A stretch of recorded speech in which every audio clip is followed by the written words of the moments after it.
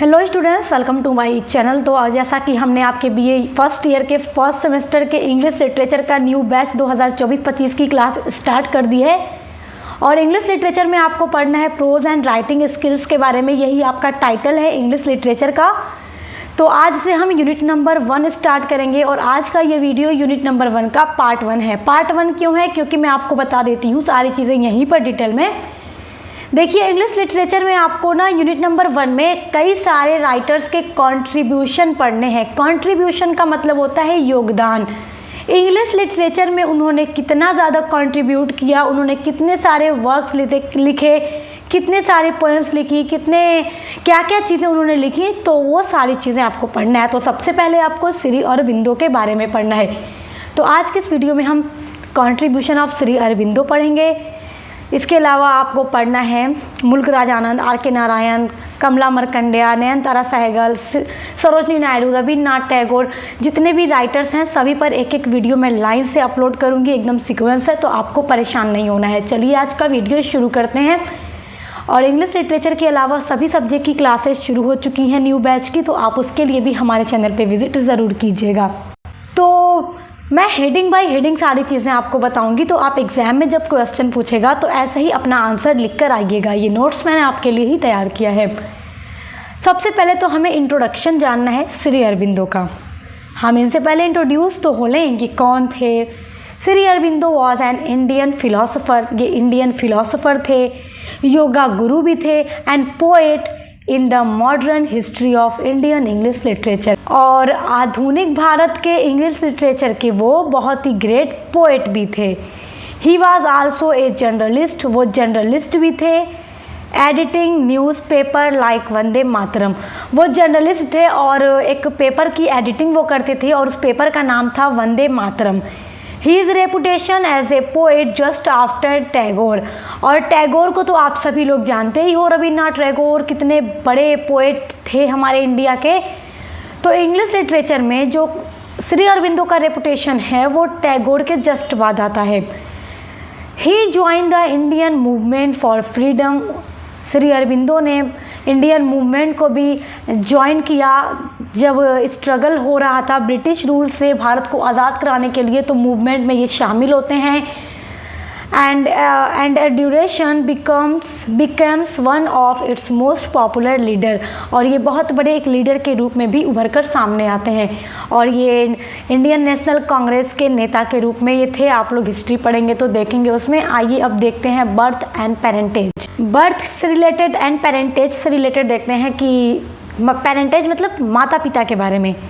He was born in Kolkata on 15 अगस्त 1872।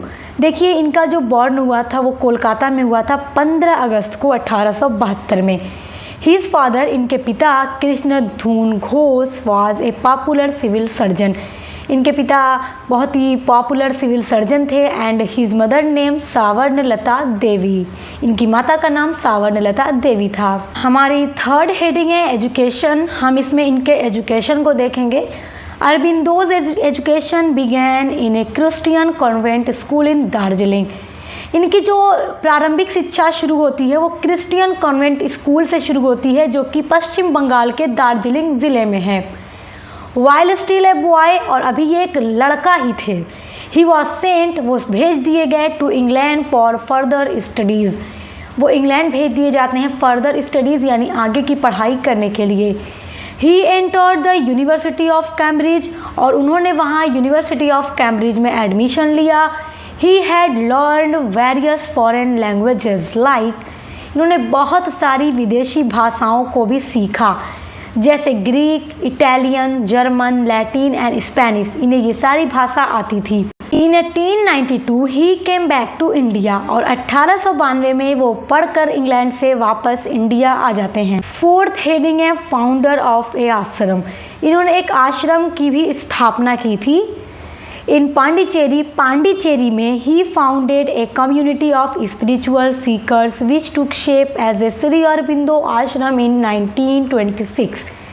इन्होंने पांडिचेरी में एक आश्रम की स्थापना की, एक कम्युनिटी बनाई स्पिरिचुअल सीकर्स के लिए, जो बाद में 1926 में चल के एक आश्रम का रूप ले लेता है श्री अरबिंदो आश्रम का रूप ले लेता है।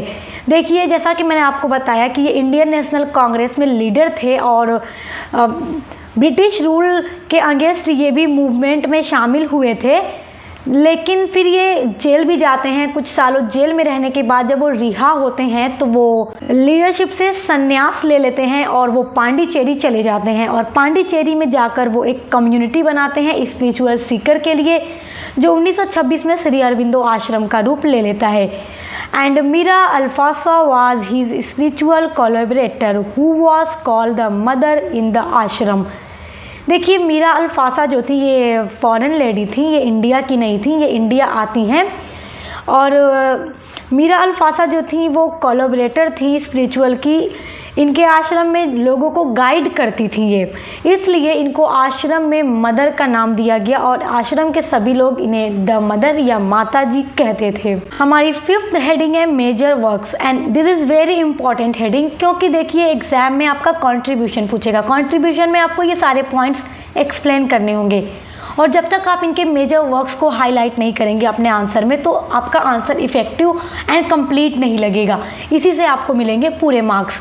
His major works include essay on the Gita जो पब्लिश्ड हुआ 1922 में। देखिए, यहाँ पे ब्रैकेट में सारी पब्लिश्ड डेट मैंने लिख दी है तो आप लोग देख लीजिए। Collected poems and play 1942, the synthesis of yoga 1948, the human cycle 1949, Savitri a legend and a symbol 1950, on a Veda 1956। ये इनके डेथ के बाद प्रकाशित हुई थी। अब देखते हैं 6th हेडिंग है हमारी प्राइज़। आखिर इनको इतने सारे मेजर वर्क्स लिखने के बाद कौन सा प्राइज़ मिला? वैसे तो इन्होंने बहुत सारे वर्क्स लिखे थे, जो कुछ इंपॉर्टेंट हैं मैंने यहाँ नोट कर दिया है। He was nominated for Nobel prize in literature in 1943। देखिए, 1943 में इनको नोबल प्राइज़ के लिए लिटरेचर में नॉमिनेट किया गया था and Nobel peace prize in 1950 for his literary work. और इनको 1950 में नोबल पीस प्राइज़ दिया जाता है उनके लिटरेरी वर्क्स पर। ये याद रखिएगा कि लिटरेचर में नोबल प्राइज़ के लिए इन्हें नॉमिनेट किया गया था। अनीता देसाई ने एक बहुत ही अच्छा रिमार्क किया है श्री अरबिंदो के ऊपर। इन्होंने एक बात कही है, बहुत अच्छी है। देखिए, अनीता देसाई भी एक इंडियन राइटर थी और इंग्लिश लिटरेचर में इनका भी कंट्रीब्यूशन बहुत अच्छा है और इनके शॉर्ट स्टोरी भी आपको पढ़नी है, गेम्स एट ट्विलाइट, अपने इसी सिलेबस में, और मैं पढ़ा चुकी हूँ। Shri Aurobindo is not a poet, he is brand of modern Indian poets. ये एक कवि नहीं थे, पोएट नहीं थे, बल्कि ये मॉडर्न इंडियन पोएट्स के ब्रांड थे, ब्रांड। ये किसने कहा? अनीता देसाई ने कहा। इट इज़ नो डाउट, और इसमें कोई डाउट नहीं है जो बात इन्होंने कही है। किसने? अनीता देसाई ने। Indian English literature is highly indebted to Shri Aurobindo, और भारतीय अंग्रेज़ी साहित्य जो है वो हमेशा श्री अरबिंदो का रीड ही रहेगा, क्योंकि इतना ज़्यादा इन्होंने कंट्रीब्यूट किया है इसमें। 7th हेडिंग हमारी होगी death. Shri Aurobindo left his body on 5 दिसंबर 1950 इन पांडिचेरी। पांडिचेरी में 5 दिसंबर 1950 को इनकी मृत्यु हो गई थी और ये महान व्यक्ति इस संसार को हमेशा के लिए अलविदा कह देते हैं। तो ये है कंट्रीब्यूशन ऑफ श्री अरबिंदो। आपको इंग्लिश लिटरेचर में पूरा ये लॉन्ग आंसर लिख के आना है। जब आपके क्वेश्चन में पूछा जाएगा, शॉर्ट में पूछेगा, तो आप इसमें से मेन पॉइंट्स उठाकर लिख डालिएगा। बॉर्न, डेथ, एजुकेशन एंड इनके मेजर वर्क्स से रिलेटेड। और एंड इसी तरह से एक सीक्वेंस में आपकी क्लासेस आती रहेंगी। इसकी प्लेलिस्ट मैंने बना दी है, आप चैनल पे चेक करके पढ़ते रहिए। Best of luck. हम मिलते हैं नेक्स्ट वीडियो के साथ।